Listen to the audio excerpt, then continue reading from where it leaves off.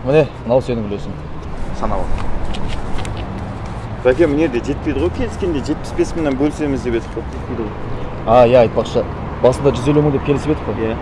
Одан кейін бізден де арзанырақ істейтін бригада шығып қалған соң, жұмысымызды арзандатуға тура келді. Бірінші рет емес қой, бәке, өмір осылай болып жатыр ғой. Енді осы жолы осындай болды. Жоқтан жоғары бала шағамыздың нәсібі ғой. Жарайды, берекесін берсін. Иә, әрине берекесін берсін. Мен саған тағы хабарласам, жарай ма?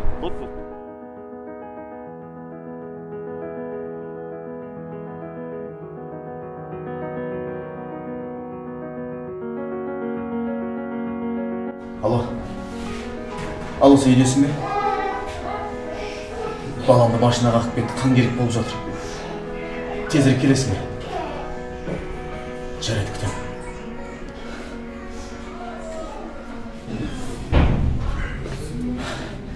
Бала қалай болды? Баланың өміріне еш қауіп төніп тұрған жоқ, уайымдамаңыз. Рахмет сізге.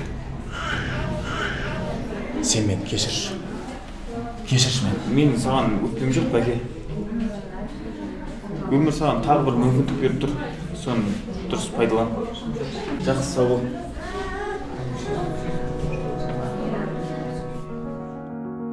Арамдықпен келген ақшаның берекесі болмайды.